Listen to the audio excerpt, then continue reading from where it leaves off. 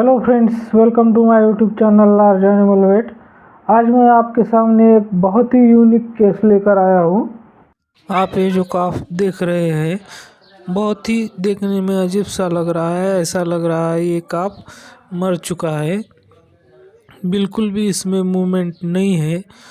तो इसको क्या हुआ है, इसका हमने क्या डायग्नोसिस किया, क्या ट्रीटमेंट किया, रिकवर हुआ या नहीं हुआ, ये सारी बातें आज हम इस वीडियो में डिस्कस करेंगे। मैं आपको इसकी ट्रीटमेंट का और आफ्टर रिकवरी का पूरा वीडियो दिखाऊंगा, तो बने रहिए मेरे साथ इस वीडियो के एंड तक।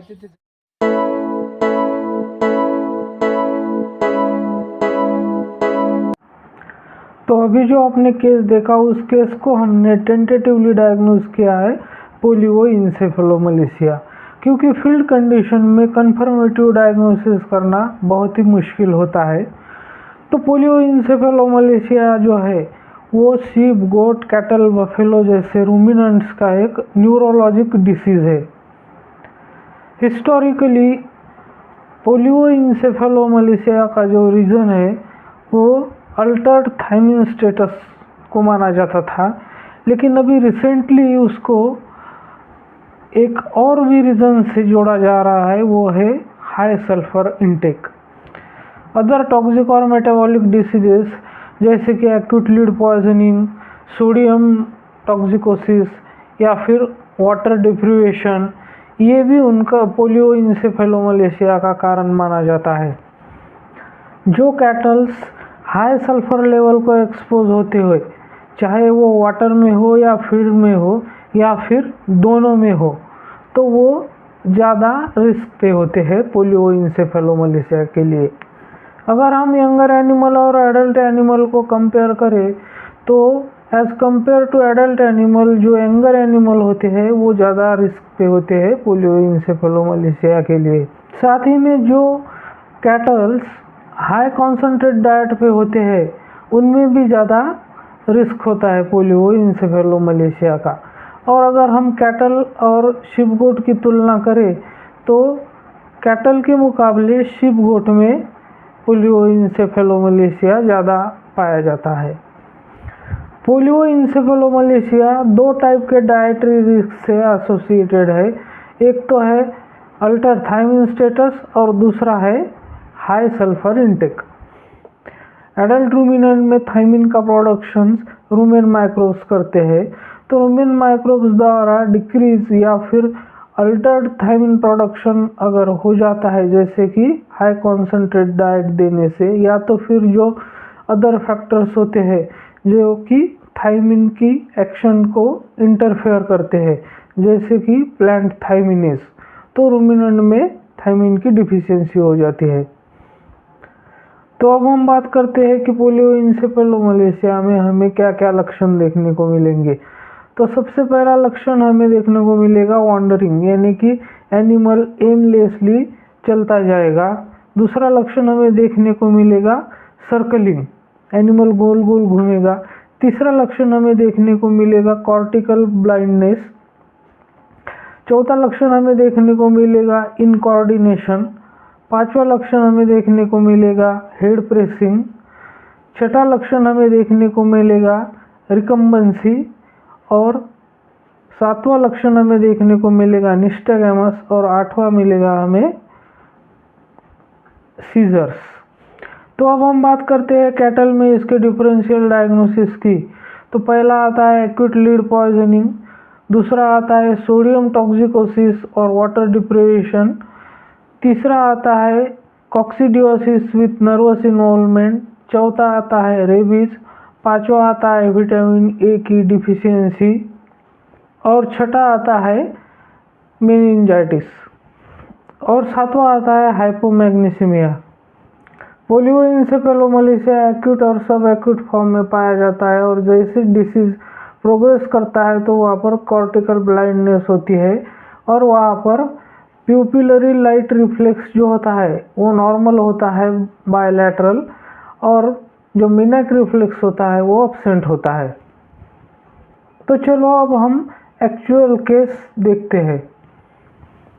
तो जैसा कि आप इस काऊ काफ को देख रहे हैं, एकदम क्रिटिकल कंडीशन में पड़ा हुआ है। इसकी बिल्कुल भी मूवमेंट नहीं है, ना कोई आँखों के आईलिड की मूवमेंट देख रही है और ना ही उसके ईयर्स की कोई मूवमेंट दिख रही है। ऐसा लग रहा है कि जैसे ये मरा पड़ा हुआ है। देखने में भी बहुत अजीब लग रहा है। इसका हमने बॉडी टेम्परेचर लिया तो बॉडी टेम्परेचर इसका सब नॉर्मल था, लगभग 96 फ़ारेनहाइट के आसपास था। इसके हमने रूमेन की पीएच भी चेक की तो रूमेन पीएच भी नॉर्मल थी। तो हमने इसको ड्रिप लगाई। इसमें हमने आरएल लगाया है 500 ml। उसमें जो इंजेक्शन हमने मिलाया है वो है मिकोवेट एक्सेल, और मिकोवेट एक्सेल को हमने 5 ml इंट्रावेनस दिया है। और हमने इसको दूसरी भी ड्रिप चढ़ाई है आरएल 500 ml की, और उसमें हमने डेक्सामेथासोन दिया है 1 to 2 mg पर kg बॉडी वेट के हिसाब से। हमने इसकी कंडीशन देखते हुए डेक्सामेथासोन इसको इंट्रावेनस दिया है, जो कि इसका सेरेब्रल एडेमा कम करने में मदद करेगा। साथ ही में हमने इसको एंटीहिस्टामिनिक जो क्लोरफेनिरामाइन मैलिएट का इंजेक्शन होता है वो 5 ml इंट्रामस्कुलर इसको लगाया है। दूसरे आरएल में हमने इसे इंजेक्शन बेरीविन 10 mg पर kg बॉडी वेट के हिसाब से डेक्सा के साथ मिलाकर आईवी लगाया है।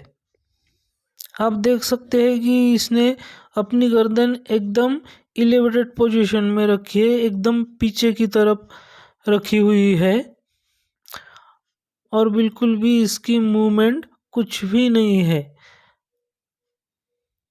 जब शुरुआत में ही हमने ओनर से इसकी हिस्ट्री ली, ये देख सकते हैं इसकी टंग भी बाहर आ चुकी है। ऐसा लग रहा है कि ये बिल्कुल भी बचने के इसमें चांसेस नहीं है। तो शुरू में ही हमने ओनर से जब इसकी हिस्ट्री ली तो उन्होंने बताया कि ये घर पर ही बंधा रहता है, बाहर चरने के लिए नहीं जाता है, तो पॉइजनिंग वगैरह का कोई चांस नहीं है। ड्रिप चढ़ाने के बाद हम उसे बिठाने की कोशिश कर रहे हैं, लेकिन वो नहीं बैठ पा रहा है। उसकी गर्दन जो है वो पूरी गोल घूम रही है, वो बिल्कुल भी बैलेंस नहीं कर पा रहा है। ओनर इसको बिठाने की बहुत कोशिश में लगे हुए हैं, लेकिन नाकाम हो रहे हैं। तो जितनी बार भी इसे बैठाने की कोशिश कर रहे हैं, लेकिन वो बैठ नहीं पा रहा है, वो रिकम्बेंट पोजीशन में ही जा रहा है। जब हमने ओनर से कहा कि इसको खड़ा करने की कोशिश करते हैं, तो ओनर इसको खड़ा करने की कोशिश में लगे हुए हैं, लेकिन आप देख सकते हैं कि वो पीछे की तरफ उसका पूरा पकड़ा हुआ है ओनर ने, फिर भी वो बैलेंस नहीं ले रहा है। आगे की तरफ उसका पूरा बैलेंस जा रहा है, वो चारों पैरों पर भी बैलेंस नहीं ले पा रहा है। ये आप देख सकते हैं, ये दूसरे दिन की वीडियो है। पहले दिन हमने सुबह 8-9 बजे इसका ट्रीटमेंट किया था, तो ये दूसरे दिन हम 8-9 बजे पहुँचे, तो लगभग 24 घंटे के बाद इसमें बहुत ही ज़्यादा इम्प्रूवमेंट हुआ है। तो हमने उसे दूसरे दिन भी एंटीहिस्टामिनिक क्लोरफेनिरामाइन मैलिएट, उसके साथ में इंजेक्शन बेरीविन, दोनों भी हमने उसको आज आईएम लगाए हैं। और आप देख सकते हैं बहुत ज़्यादा इम्प्रूवमेंट है। काप खुद से खड़ा हो पा रहा है, उसमें बैलेंस आ गया है और बहुत एक्टिव भी दिख रहा है। तो हमने इसको बेरीविन इंजेक्शन दिन में 2 बार दिया है और आगे भी 2 दिन हम इसका ट्रीटमेंट कंटिन्यू करेंगे। आप देख सकते हैं ये लगभग रिकवर हो चुका है, फिर भी हम इसको और 2 दिन आगे ट्रीटमेंट देंगे। अगर मेरी वीडियो आपको पसंद आई तो प्लीज़ मेरी वीडियो को लाइक, शेयर और सब्सक्राइब करना ना भूलें। मेरे साथ बने रहने के लिए धन्यवाद।